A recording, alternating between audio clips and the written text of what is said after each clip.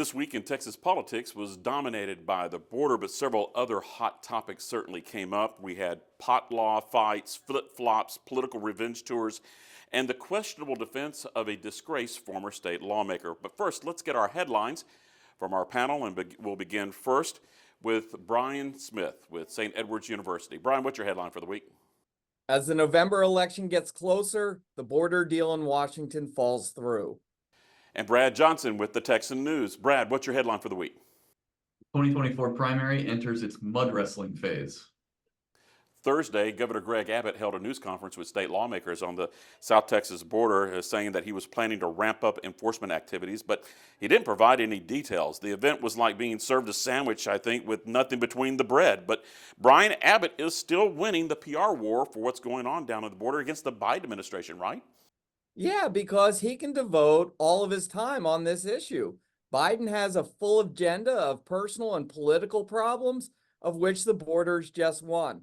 This gives Abbott the upper hand because he can always just drive down there, have a news conference, and declare victory. Brad, you agree Abbott's proving that this is still just about optics and not substance? Yeah, certainly. And when he had all those state reps down there, that turned out to be the big announcement. He said, quote, "What's important is who's here with me." And it was a who's who of who he's endorsed in this primary race, advancing school vouchers, school choice. Yeah, you mentioned about the whole, maybe the real purpose for that. The governor's event was sold as a border news conference, but it felt more like a campaign plug for a select group of lawmakers, a pit stop from his school choice primary revenge tour. Now, a recent poll by the University of Houston on the upcoming primary election with the Republicans found that 60% of Republican primary voters may not vote for a state house incumbent who voted against school vouchers, school choice, and almost half in the survey don't like those who voted to impeach Ken Paxton. Brian, that poll certainly went hard right. Did it surprise you? Not really, because the people who vote in primaries hold stronger political partisan views. So when you get a survey of primary voters, they're going to hold those far left and far right views. We know that the findings are only going to make a difference if school choice or impeachment are at the top of those voters' minds. And these issues are competing with the economy, the inflation, immigration, and the border. Also, when we think about how people are going to vote, the overlap between those candidates who voted against school choice or impeachment, there's not a lot of people actually there where you would have to make that choice on both of those issues. Brad, again, optics, not substance. Is that what this poll is about? Yeah, I thought the most surprising thing was that school choice outpaced the impeachment in terms of salience for voters. As another observation, though, most of these ads that we're seeing, a lot of them are border focused. And so it's pretty clear to me, in addition to the governor's frequent press conferences down there, the border is king right now. And that's the biggest issue in especially the Republican primary. The poll also kind of noticed that a lot of these endorsements really aren't holding weight. The Speaker of the House, Dave Phelan, he's swinging back pretty hard, and he seems to be holding his own down in his district, even though that Abbott and Lieutenant Governor Dan Patrick have been really swinging hard against him. Brian, you agree? Yeah, the Phelan ad is the classic example of what you do when you're attacked. You attack back and up the ante. It's one of the most aggressive attack ads that we've seen out of the speaker, and it's gotten national traction. So he's playing the game right, and he's really going after Paxton, which leads me to believe that Paxton isn't the force that he thinks he is in a lot of these races. I noticed that some of those House members are even outright calling the governor a liar in regards to what he's saying about them in regards to the school choice issue, Brad. It is getting ugly, isn't it? Oh yeah, mud wrestling is exactly what it's become, and it's the governor is throwing everything at the wall. We're seeing members that he previously backed that are now touting his endorsement from those past cycles, getting cease and desist letters. It is all the chips in for him. Well, the gatekeeper of the Ken Paxton impeachment trial, Lieutenant Governor Dan Patrick, he was back in the news this week. Patrick and Larry Fink, that's the head of the major financial group called BlackRock, provided the first, I think, big flip-flop performance of the year.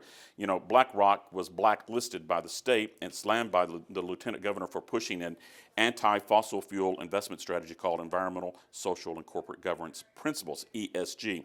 The two, though, embraced this week and seemed to bury the hatchet at the Energy Summit in Houston. Brad, you covered this. Did that shock you? It at least provided a very odd turn of events from the past couple of years, but the lieutenant governor kind of downplayed it and said, we're here to talk about the power grid, not ESG. ESG will sort itself out.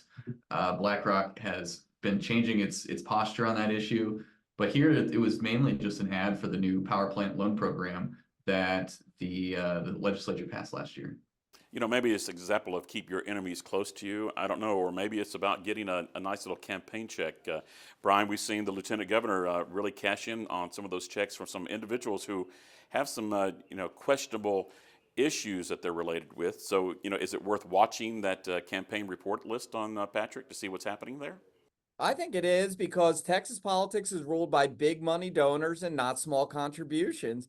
And Patrick has a great deal of control over the legislative agenda. So when you follow his money, he's going to get the biggest checks. And it's also going to be a precursor into the issues we're going to see in the upcoming legislative session. And in the case of BlackRock, BlackRock is an energy company and Texas is an energy state. So for the lieutenant governor, there aren't permanent allies, just permanent interests. Guys, do you think that this was just a Hail Mary pass because the lieutenant governor put so much emphasis on trying to redesign, save the grid, save the natural gas industry, fossil fuel plants, and all that? Was this a Hail Mary attempt by them, Brian?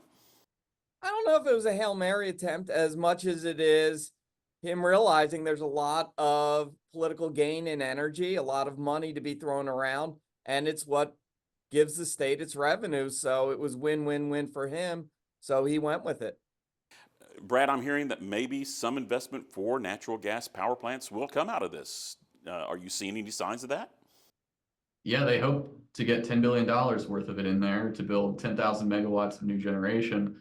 And in that room that was, pretty friendly to the request there was $2.2 trillion worth of assets. So they have plenty of money to throw around to get that. And the lieutenant governor seemed pretty confident. And to make it even, to double down even further, he said, if this doesn't work, state procurement, state power plants, that's the last ditch option.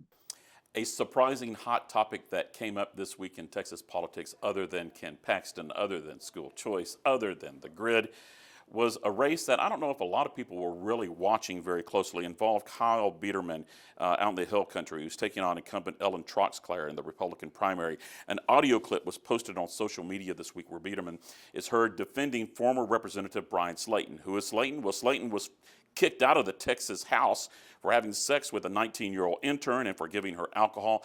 Brad, I at first would say this would hurt him, but after seeing that U of H poll where Republicans responded that they would, maybe not. What do you think? I think it'll hurt him, especially if the Troxclair camp is smart and slaps this on a mailer ASAP. I think we can bet your last dollar on that.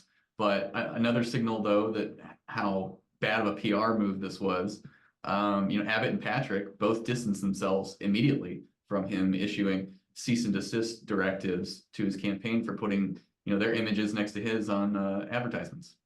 My first read on this whole thing was that another example of the GOP world being where, up is down, down is up, and integrity is out the window. But some folks are kind of coming forward and condemning Biederman, right, to Brian? So is that our good read?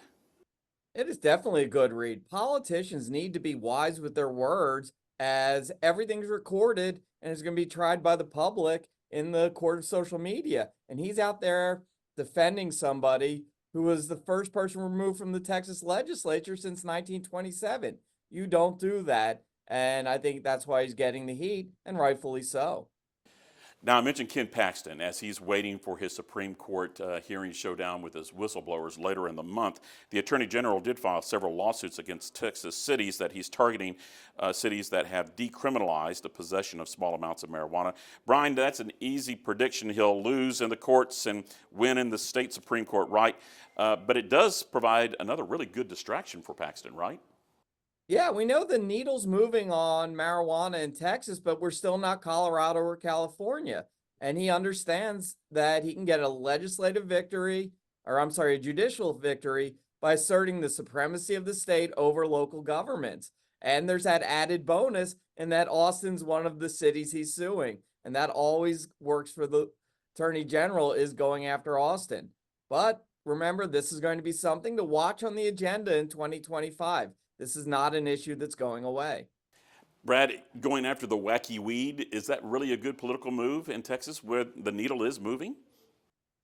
I think it's a pretty easy court win for him, especially considering the arguments made by, including one of the defendants in this case, City of Austin, over the Death Star bill. They contended that while the state has power to enact conflict preemption on a single issue, they do not have the authority to do field preemption, which is what the quote Death Star bill was about. So right there, that's a concession that the state has the ability to do this this weed lawsuit.